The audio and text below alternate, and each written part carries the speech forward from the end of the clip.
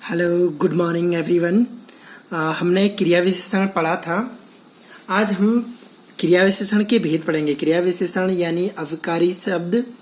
अविकारी शब्द के कितने भेद होते हैं? 4 भेद होते हैं। ठीक है, जो हम पहली वीडियो में पढ़ चुके हैं कि अब आज है क्रिया विशेषण के भेद। देखो, क्रिया विशेषण के कितने भेद होते हैं वो हमें आज जानना है। कि क्रिया विशेषण के 4 भेद होते हैं। वो कौन कौन से हैं? कालवाचक क्रिया विशेषण, स्थानवाचक क्रिया विशेषण, परिणामवाचक क्रिया विशेषण और रीतिवाचक क्रिया विशेषण। देखो बच्चों, कि जो विशेषण होता है, विशेषण और क्रिया विशेषण में अलग है। वो विशेषण होता है जो संज्ञा सर्वनाम की विशेषता बताता है, वो क्या होता है? विशेषण होता है। परंतु यहाँ पे क्रिया शब्द की भी क्या होती है? विशेषता बताई जाती है, जो क्रिया के होने का बोध का पता कराता है।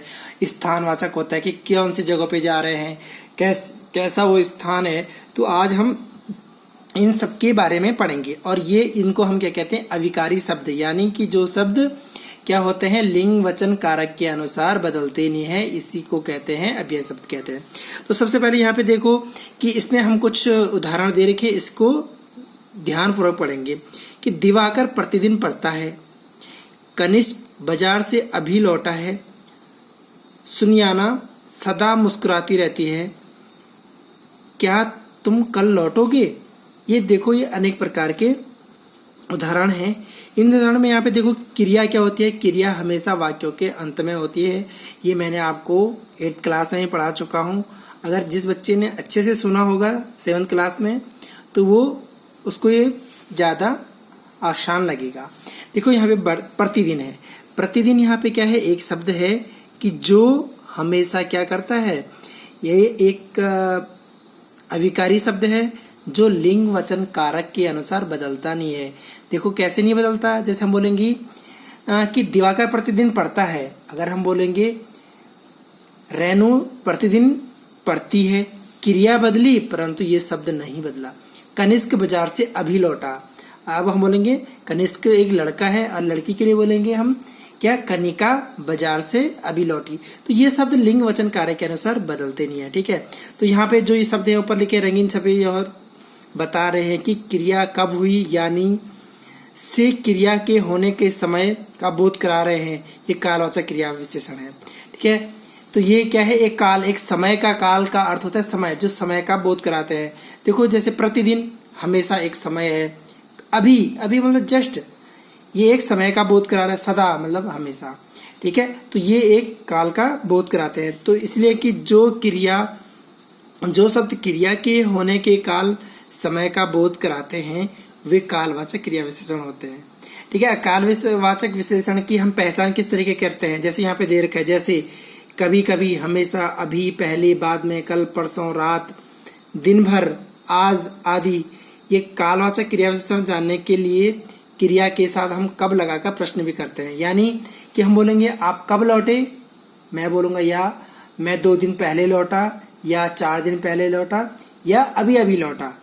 ठीक है, तो ये हम कब लगाकर हम उसको क्या कर सकते हैं? क्रिया विशेषण की पता कर सकते हैं। कौन सा क्रिया विशेषण? कालवाचक क्रिया विशेषण। कि जैसे हमारे घर में कोई मेहमान आता है, हमारे बगल पड़ोसी देखते हैं कि भाई आप कब आए, तो मैं बोलता हूँ या मैं अभी आया, जस्ट। तो ये सारी चीजें हमें ध्यान में रखनी है। ठीक है, तो अगला है स्थानवाचक क्रिया विशेषण। इसमें भी देखो कि स्थानवाचक, कविता बाहर खिल रही है, वहां मत बैठिए, विनोद इस ओर चला आ रहा है, बंदर पेड़ के ऊपर कूद रहा है।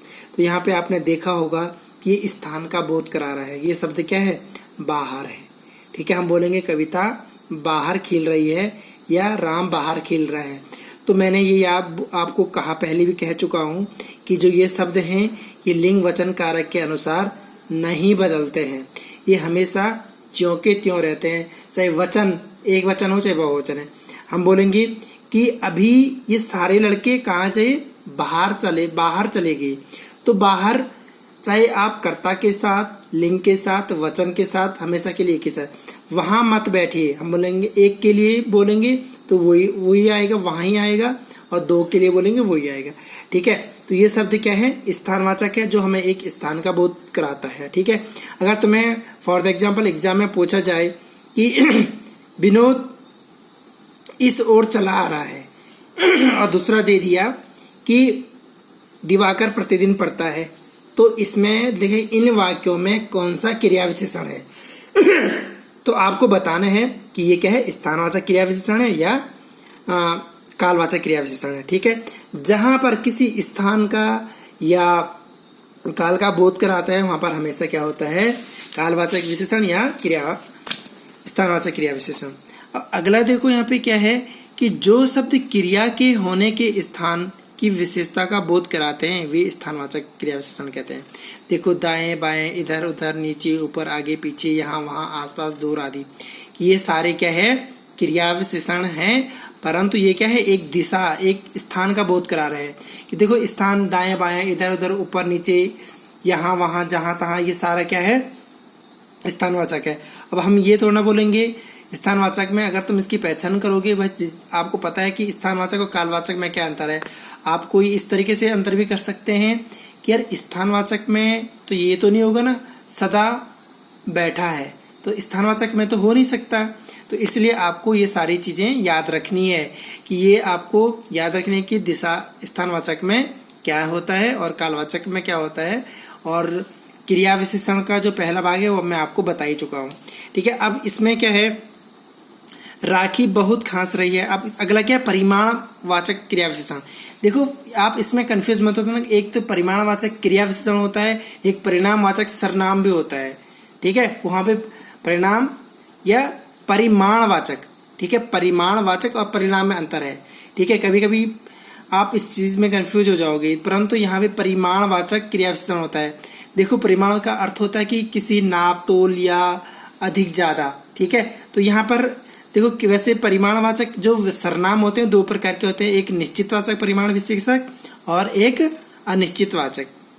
ठीक है, और यहाँ पे क्या है, सिर्फ परिमाणवाचक क्रिया विशेषण, यहाँ पे कोई भी दो प्रकार का नहीं होता, ये सिर्फ एक ही होगा, निश्चित होगा। तो इस चीज का हम परिमाण करते हैं कि भाई देखो परिमाण यानी कि हम इसका एक गैस लगा सकते हैं, यार उसको कितनी खांसी हो रही है, यार बहुत खांसी हो रही है, तो ये सारी है। यार आज कितनी गर्मी है, आज बहुत गर्मी है, आज अधिक गर्मी है। तो ये सारी चीजें क्या है, एक परिमाण का बोध करा रहा है।